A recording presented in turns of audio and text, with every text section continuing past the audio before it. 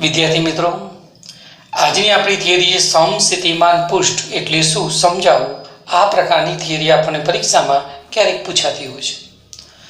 પહેલા તો સમસ્થિતિમાન પૃષ્ઠ કોને કહેવાય એની વ્યાખ્યા.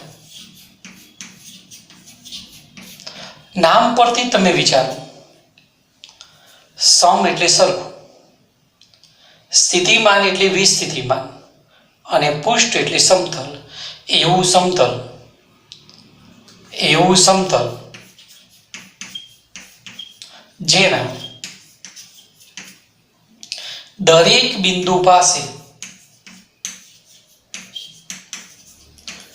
વિસ્થિતિમાન સમાન હોય આવા સમતલને સમસ્થિતિમાન પૃષ્ઠ કહેવાય. સમ એટલે સમાન, વિસ્થિતિમાન સમાન હોય એવું કાલ્પનિક સમતલ, આ સમતલને સમસ્થિતિમાન પૃષ્ઠ કહેવાય. આ સમસ્થિતિમાન પૃષ્ઠ કોને કહેવાય તો એને એક ઉદાહરણ લઉં છું. આ છે બિંદુવત વીજભાર Q. એને કેન્દ્ર તરીકે રાખી અને સ્મોલ r ત્રિજ્યાવાળા વર્તુળની કલ્પના કરો. આ વર્તુળ દોર્યું, સ્મોલ r ત્રિજ્યાવાળું. હવે ક્યુબ કેન્દ્રમાં છે, r ત્રિજ્યા લઈ અને ગોળાકાર એક સમતલ દોર્યું. તમે આવું સૂત્ર પણ જાણો છો, V = K Q upon R. તો તમે કહી શકો કે V ચલે છે 1/r, K અને Q અચળ. આપેલા ઉદાહરણ માટે R, V ચલે છે 1/r. આ ગોળાકાર સમતલના દરેક બિંદુ પાસે R કેવો સરખો હોય એ બિંદુ કહી દઉં. અહીંયા B કહું, અહીંયા C, અહીંયા D. આ દરેક બિંદુનો R સમાન, તો દરેક બિંદુ પાસે વિસ્થિતિમાન પણ કેવું થાય? સમાન થાય. તો આવું જે કાલ્પનિક સમતલ મેં દોર્યું, આ કાલ્પનિક સમતલને સમસ્થિતિમાન પૃષ્ઠ કહેવાય. ક્યુને કેન્દ્ર તરીકે લીધું, સ્મોલ r ત્રિજ્યા લીધી, ગોળાકાર પૃષ્ઠ દોર્યું. આ ગોળાકાર પૃષ્ઠ પર દરેક બિંદુ પાસે વિસ્થિતિમાન કેવું? સમાન. દરેક બિંદુ માટે આ ત્રણે ત્રણ પદ સરખા, તેથી દરેક બિંદુ પાસે વિસ્થિતિમાન સમાન. તો આ કાલ્પનિક ગોળાકાર પૃષ્ઠને સમસ્થિતિમાન પૃષ્ઠ કહેવાય. એ રીતે r' ત્રિજ્યા લઈએ અને આ રીતે ગોળાકાર પૃષ્ઠ દોરીએ તો આને કહેવાય સમસ્થિતિમાન પૃષ્ઠ. આ પહેલું પૃષ્ઠ, અહીંયા દરેકનું વિસ્થિતિમાન સમાન હોય, અહીંયા દરેકનું વિસ્થિતિમાન સમાન હોય. ધારો કે અહીંયા 5 વોલ્ટ હોય તો આ સપાટી પર માનો કે 3 વોલ્ટ હોય. તો આ રીતે આ ગોળાકાર સમતલ એને સમસ્થિતિમાન પૃષ્ઠ કહેવાય. વિદ્યાર્થી મિત્ર, સમસ્થિતિમાન પૃષ્ઠ માટે આટલી બાબતો તમારે ગુણધર્મની જેમ યાદ રાખવાની. પહેલી બાબત છે સમસ્થિતિમાન પૃષ્ઠ એકબીજાને છેદે નહીં. દાખલા તરીકે આનું વિસ્થિતિમાન માનો કે 5 વોલ્ટ છે. આ જે સમસ્થિતિમાન પૃષ્ઠ છે એનું વિસ્થિતિમાન માનો કે 3 વોલ્ટ છે દરેક બિંદુ પર. માની લો કે આ બંને સમસ્થિતિમાન પૃષ્ઠ એકબીજાને છેદતા હોય તો છેદન બિંદુ પાસે વિસ્થિતિમાન કેટલું? જો આપણે એમ કહીએ કે 5 અને 3 8 2, તો પછી આ સમસ્થિતિમાન પૃષ્ઠ ન રહે. એટલા માટે સમસ્થિતિમાન પૃષ્ઠ એકબીજાને છેદે નહીં એવું કાલ્પનિક સમતલ, એના દરેક બિંદુ પાસે વિસ્થિતિમાન કેવું? સમાન. એકબીજાને છેદશે નહીં. જો છેદે તો સમસ્થિતિમાન પૃષ્ઠની વ્યાખ્યા સાથે બંધ બેસતું ન આવે. બીજી વસ્તુ, આ જે સમસ્થિતિમાન પૃષ્ઠ હોય એના પર એકમ ધન વીજભારને ગતિ કરાવીએ તો થતું કાર્ય કેટલું? માનો કે આ સમસ્થિતિમાન પૃષ્ઠ છે અને એકમ ધન વીજભારને આપણે A થી B પર લાવીએ છીએ. આ એકમ ધન વીજભાર, તો કાર્ય કેટલું?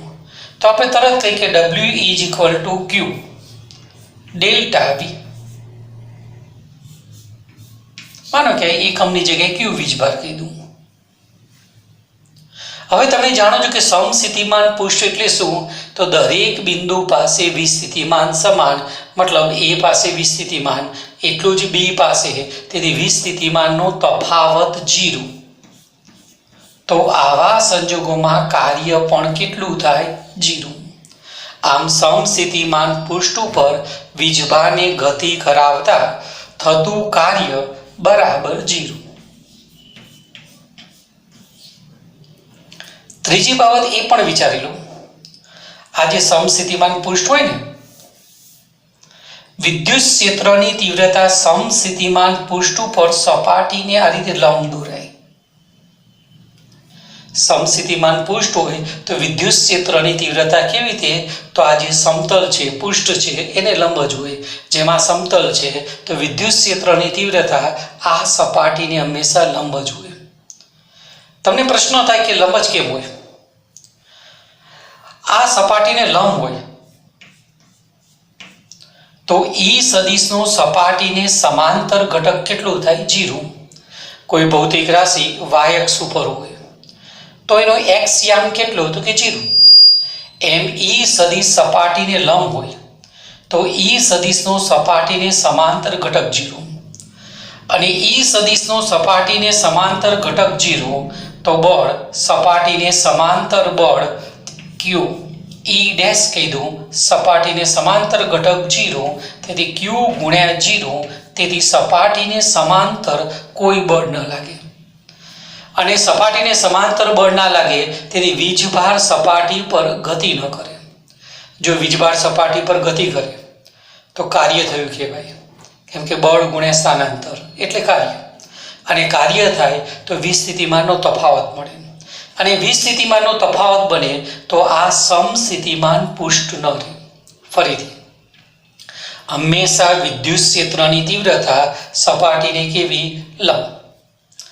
જો આ લંબ ન હોત તો સપાટીને સમાંતર ઘટક મળત, સપાટીને સમાંતર વીજભાર પર બળ લાગત, વીજભાર પર બળ લાગે તો વીજભાર પર સપાટીને સમાંતર કાર્ય થાય, કાર્ય થાય તો વિસ્થિતિમાનનો તફાવત મળે, અને વિસ્થિતિમાનનો તફાવત મળે તો આ કાલ્પનિક સમતલ એને સમસ્થિતિમાન પૃષ્ઠ ન કહેવાય. તેથી આ પણ યાદ રાખવાનું, ઈ સદિશ સપાટીને લંબ. વિદ્યુત ક્ષેત્રની તીવ્રતા હોય ને એ હંમેશા સપાટીને કેવી રીતે હોય? લંબ જ હોય. આમ ફરીથી, સમસ્થિતિમાન પૃષ્ઠ કોને કહેવાય? એવું કાલ્પનિક સમતલ જેના દરેક બિંદુ પાસે વિસ્થિતિમાન સમાન. ક્યુની કેન્દ્ર તરીકે લીધું, આર ત્રિજ્યા લીધી, ગોળાની કલ્પના કરી. આ ગોળાની સપાટી પર દરેક બિંદુ પાસે વી સમાન, તો આ ગોળાકાર સપાટીને સમસ્થિતિમાન પૃષ્ઠ કહેવાય. સમસ્થિતિમાન પૃષ્ઠ એકબીજાને છેદે નહીં. ધારો કે આ છેદે તો છેદન બિંદુ પાસે વિસ્થિતિમાન કેટલું ગણું? જો આપણે વિચારીએ તો તરત સમસ્થિતિમાન પૃષ્ઠ ન રહે.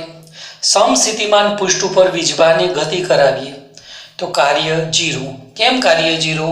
તો કે વિસ્થિતિમાનનો તફાવત 0, તેથી કાર્ય હંમેશા 0 હોય. કોઈ પણ વીજભાર, એકમ ધન વીજભાર હોય કે q, સમસ્થિતિમાન પૃષ્ઠ ઉપર ગતિ કરાવવા માટે હંમેશા કાર્ય 0. ઈ સદિશ હંમેશા સપાટીને કેવો હોય? લંબ. જો સપાટીને લંબ ન હોય તો ઈ સદિશના ઘટક મળે, સપાટીને સમાંતર ઘટક સપાટી પર વીજભાર પર બળ લગાડે, બળ લાગે તેથી વીજભારનું સ્થાનાંતર થાય, તેથી કાર્ય થાય, અને કાર્ય થાય તો સપાટી પર વિસ્થિતિમાનનો તફાવત મળે. તો આ સમસ્થિતિમાન પૃષ્ઠ ન રહે, એટલા માટે ઈ સદિશ સપાટીને કેવું? લંબ જ રહે. સમસ્થિતિમાન પૃષ્ઠ પર દરેક બિંદુ પાસે વિસ્થિતિમાન સમાન, તેથી કાર્ય W બરાબર Q ડેલ્ટા V. તમે કહી શકો છો કે ડેલ્ટા V ની કિંમત કેવી? 0. કેમ કે સમસ્થિતિમાન પૃષ્ઠ વિસ્થિતિમાનનો તફાવત 0, તો Q ગુણ્યા 0 બરાબર કાર્ય 0. તમે એવું પણ જાણ્યું કે કાર્ય W બરાબર વિદ્યુત ક્ષેત્રની તીવ્રતા ઈ સદિશ ડોટ સ્થાનાંતર dl સદિશ. એકમ ધન વીજભાર પર લાગતું બળ એને ઈ સદિશ કહેવાય. F = QE.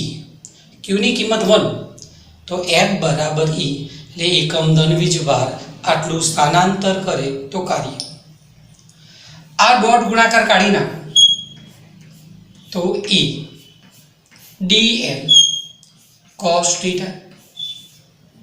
હવે કાર્યની કિંમત કેટલી? તો સમસ્થિતિમાન પૃષ્ઠ હોય તો વિસ્થિતિમાનનો તફાવત 0, તો કાર્ય 0. તેથી કાર્ય બરાબર 0 E dl cos θ બરાબર 0. તમે સમજી શકો છો કે E not equal to 0. E સદિશનું મૂલ્ય 0 નથી, સ્થાનાંતર 0 નથી. તો cos θ બરાબર 0 અને cos θ બરાબર 0, તો થીટા બરાબર કેટલા? π/2 90 ડિગ્રી. આ થીટા કોની વચ્ચેનો ખૂણો? E અને dl સદિશ વચ્ચેનો ખૂણો. તેથી એમ કહી શકાય કે સમસ્થિતિમાન પૃષ્ઠ એવી રીતે દોરાય કે E સદિશ અને સ્થાનાંતર સદિશ પરસ્પર કેવા? લંબ. એમ કહી શકાય કે જો વિદ્યુત ક્ષેત્ર x દિશામાં હોય તો આ સમસ્થિતિમાન પૃષ્ઠ yz સમતલ હોય. તેથી એકમ ધન વીજભારનું સ્થાનાંતર આમ થાય તો E સદિશ આ રીતે હોય, બંને પરસ્પર લંબ, બંને લંબ, તો બંને વચ્ચેનો ખૂણો 90 નો. થીટાની કિંમત 90, તો cos θ 0, cos 90 બરાબર 0.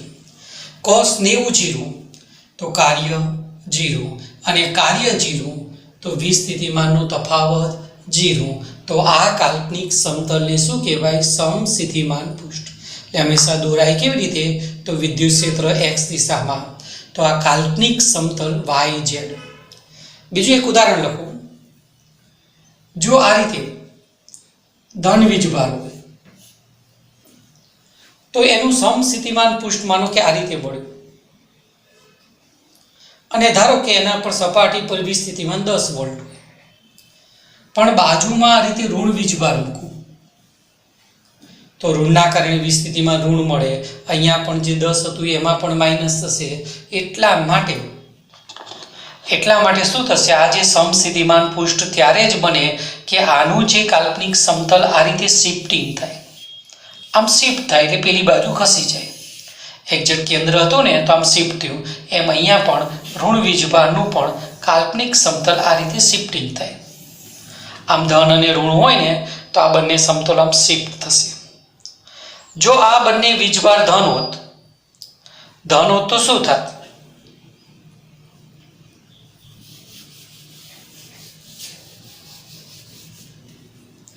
જો ધન હોત, માનો કે આ ધન છે ને આ ધન છે, તો આનું સમસ્થિતિમાન પૃષ્ઠ આ હોત. પણ બાજુમાં ધન વીજભાર મૂકો તો આ સમસ્થિતિમાન પૃષ્ઠ ત્યારે જ બને કે આ બંને સમતલ આમ નજીક આવે. એટલે બંને ધન વીજભાર હોય ને તો સમસ્થિતિમાન પૃષ્ઠ આ રીતે નજીક આવશે, એટલે આમ નજીક શિફ્ટ થશે, તો સમસ્થિતિમાન પૃષ્ઠ તરીકે વર્તી શકે.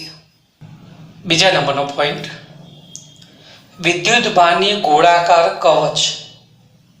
કવચ કોને કહેવાય? જેમ પ્લાસ્ટિકની દડી હોય, અંદરથી પોલી હોય, એમ વીજભાર ગોઠવાય અને આવી ગોળાકાર સપાટી બનાવે, એને કવચ કહેવાય. કવચ એટલે સેલ. તો આ છે વિદ્યુત ભારની કવચ.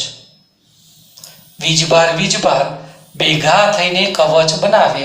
આ કવચ એની ત્રિજ્યા કેપિટલ R કહી દઉં. આ બધો વીજભાર કાં તો પ્લસ કાં તો માઇનસ.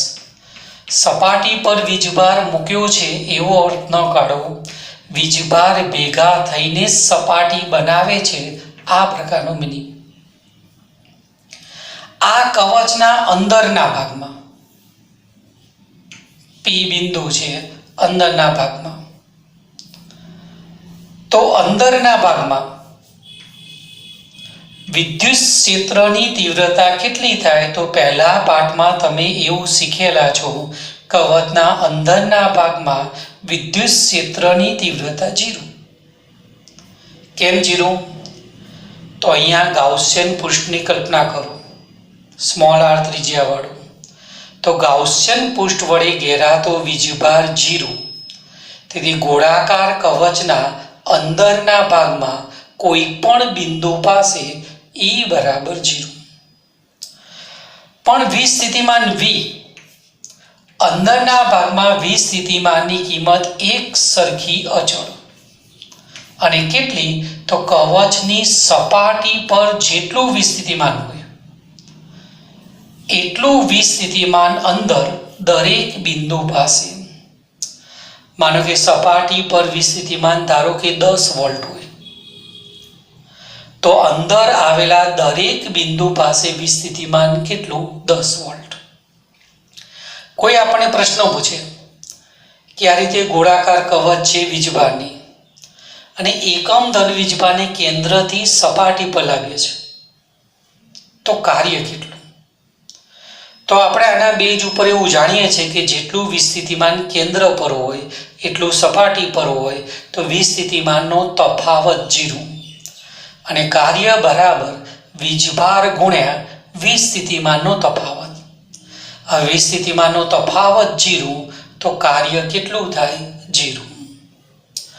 આ ગોળાકાર કવચના બહારના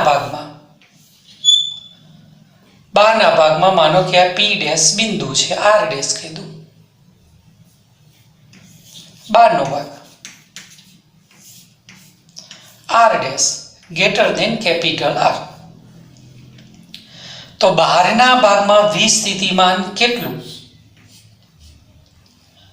તો આ ગોળાકાર કવચની સપાટી પરનું બધું જ વીજભાર ધારો કે કેપિટલ ક્યુ હોય એ બધું જ વીજભાર ક્યાં ગણવાનું?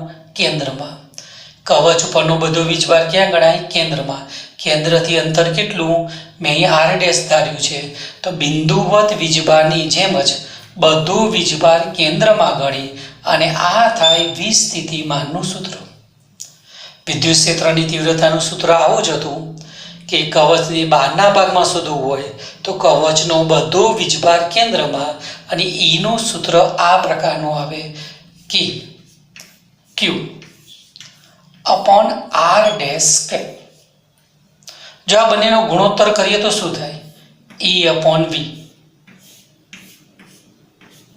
બહારના ભાગમાં.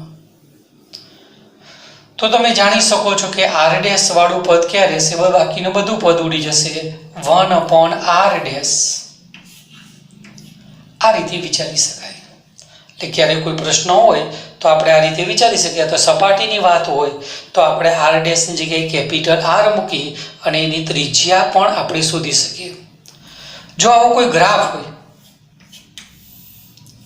ગોળાકાર કવચ માટે કેન્દ્રથી અંતર આર અને વિસ્થિતિમાન વીનો ગ્રાફ, તો આ કવચનું કેન્દ્ર, આ કવચની સપાટી અને આ સપાટીનો બહારનો ભાગ. બોલો અંદરના ભાગમાં વી કેવો? અચળ. એટલે અંદરના ભાગમાં વીની કિંમત બદલાય નહીં, તેથી અંદરના ભાગમાં વી અચળ સ્ટ્રેટ લાઈન મળે. અહીંયા વી અચળ સપાટી પર હોય એટલું વિસ્થિતિમાન અંદર દરેક બિંદુ પાસે. બહારના ભાગમાં શું થાય? વીની કિંમત શું થાય? ઘટતી જાય. કેવી રીતે ઘટે? વી ચલે છે 1 અપોન આર ડેશ પ્રમાણે ઘટે. તેથી બહારના ભાગમાં ગ્રાફ આ રીતે મળે. વી ડેશ ચલે છે 1 અપોન આર ડેશ પ્રમાણે, એટલે અંતરના વ્યસ્ત પ્રમાણે ઘટાડો થાય. ગ્રાફ એક્સ અક્ષને ક્યારેય છેદશે નહીં, આમ સ્ટ્રેટ થઈ જાય. જો આમ આગળ વધારીએ ને તો એક્સ અક્ષ સાથે પેરેલલ થાય. ગોળાકાર કવચ અંદરના ભાગમાં ઈ 0. ગોળાકાર કવચ એના અંદરના ભાગમાં વીની કિંમત અચળ સપાટી પર જેટલું વિસ્થિતિમાન હોય એટલું. બહારના ભાગમાં વી શોધવું હોય કે ઈ શોધવું હોય તો કવચનો બધો વીજભાર ક્યાં ગણવાનો? કેન્દ્રમાં. અને બિંદુવત વીજભારની જેમ સૂત્ર વાપરવાનું. વી અગેન્સ્ટ સ્મોલ આરનો ગ્રાફ પૂછાય ને તો એ ગ્રાફ અંદરના ભાગમાં વી અચળ, બહારના ભાગમાં વી ચલે છે 1 અપોન આર પ્રમાણે વીમાં ઘટાડો થાય. એ પ્રમાણે આ સૂત્ર આવશે. વીજભારના તંત્રના કારણે પી બિંદુ પાસે વિસ્થિતિમાન કેટલું એની આપણી ચર્ચા છે. આકૃતિમાં વીજભારનું તંત્ર બતાવ્યું. Q1, Q2, Q3, Qn ગમે તેટલા વીજભારો હોય એ તંત્ર છે અને પી બિંદુ પાસે વિસ્થિતિમાન શોધવાનું છે.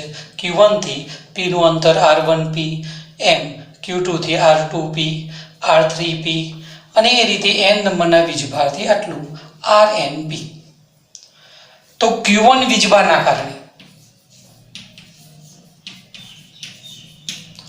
કારણે P બિંદુ પાસે વીજ સ્થિતિમાન V1 બરાબર K Q1 અને અંતર કેટલું R1P.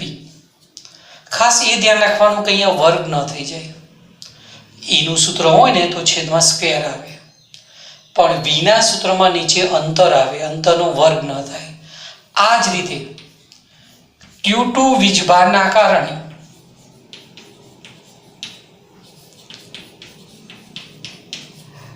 P બિંદુ પાસે વીજ સ્થિતિમાનનું સૂત્ર V2 બરાબર K Q2 વીજભાર અંતર R2P.